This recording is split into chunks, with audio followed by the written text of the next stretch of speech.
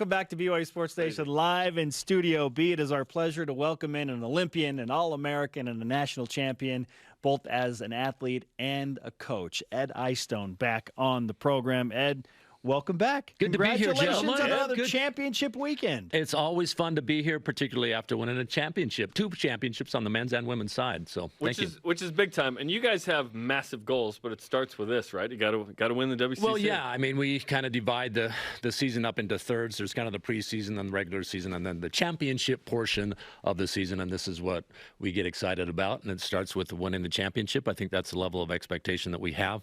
On the men's side, we have 2 very good schools, nationally ranked schools that we know we're going to go against in terms of Portland and Gonzaga, and we were able to successfully execute our plan, and that was just to get out and run hard, and so it was nice to come up with the championship. So you got paid to coach the team by saying run out, get out there and run hard? Yeah, it's pretty technical. It's really technical.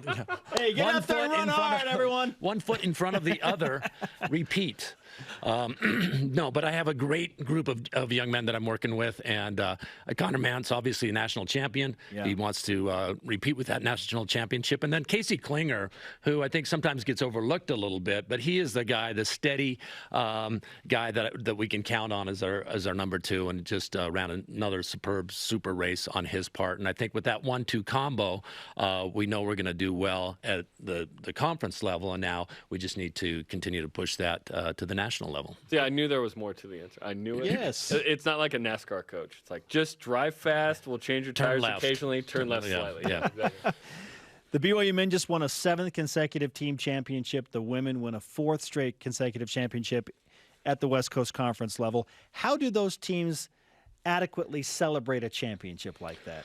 Well, I think we're trying to put our celebration on hold until the national championships are over.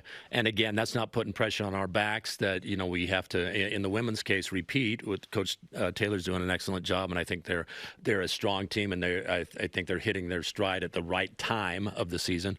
And on the men's side, we just want to go in and execute, control the controllable, run the best races that we can, and then let the chips fly. And I think if we do that, I think we have a chance to climb onto that podium, a top 4 team. And, anytime you're in the conversation for a top 4 performance, then things fall right, and you can really execute that day, then you might come a little closer to the top. What's the key for the men in the national championships? Because last year I know you wanted to fare a little better. Still fared well, but I know you guys have that goal of winning it. Yeah, last year was tough. We had some heat issues, and one of our runners ended up not finishing, and which cost us a lot of points there towards the end. But, you got to compliment someone who goes out and puts himself in a position to run himself into the ground.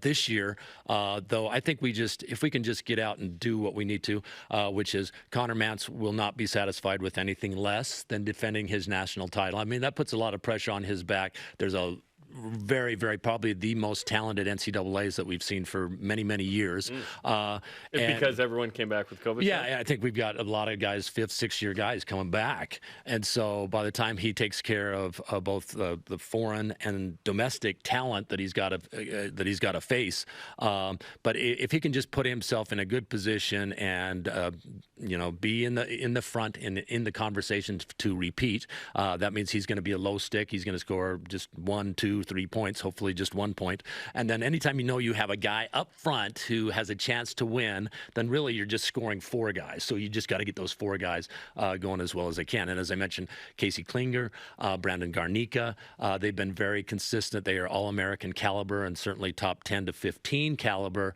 And then it's going to come down really to your 4 or 5. And traditionally, the team that's had the lowest scoring 4th man ends up winning the national championship. Okay. So yeah, and again, we have a couple of guys, really good guys in that position in Aiden Troutner, who was an NXN high school champion in cross country, and Lucas Bonds, who's freshman of the year, baby. Freshman of the year, and was a great 1,500-meter runner. And this season, it's just been a matter of, okay, let's stretch it out. Let's turn you from a 1,500-meter guy into a 10,000-meter guy. And so that's quite the stretch, though, That's right? a big stretch. That's a big stretch. And he has taken that challenge on well, and he continues to do that much better each race. And I think if Aiden and Lucas can put themselves in a position to hopefully qualify as All-American, being in the top 40, then I think we will be in the conversation for at least a top 4 performance. And again, I think this year in terms of teams, it's probably the strongest, deepest team field that we've seen on the men's side for a long, long time. I think there are 7 teams that are in the conversation to be a top 4 team. Ed Eyestone with us on BYU Sports Nation. Both teams, the men's and women's, have national titles in the last 3 years. The women coming off of that last year's success. What are your expectations headed to Tallahassee for nationals this year, specifically on the women's side? Well, on the women's side, and again, would have to have Coach Taylor address that directly, because I don't want to speak for her, but I know that she has a very talented complement of young ladies. She has them in great condition, and really what it comes down to in our sports often is just keeping her athletes healthy, and she's done a very, very good job of that. Whitney Orton won the conference championship, and she'll certainly be in the conversation to do well at the national meet.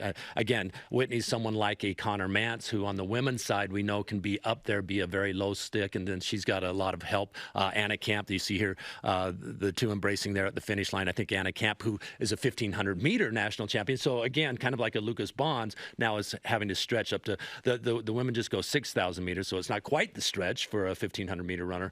But Anna Camp's very talented. So I think between those two, plus the other complement of young athletes that she has, they are in a position. I think we're both in good positions, because I don't think we're going to be, after this last weekend, ranked number 1 in the country. I think Diljit's squad will probably be ranked number 2 or 3.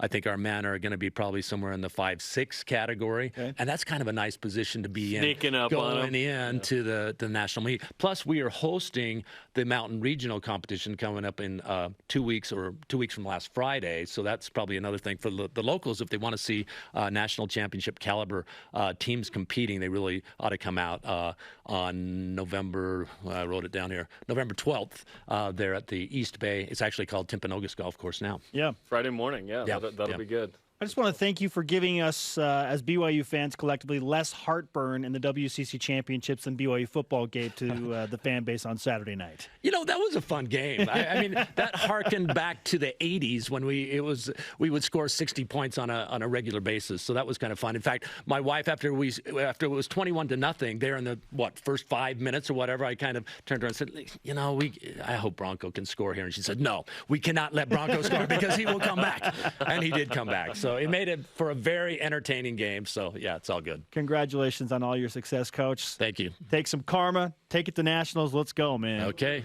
We'll try to bring it. Thanks, Ed.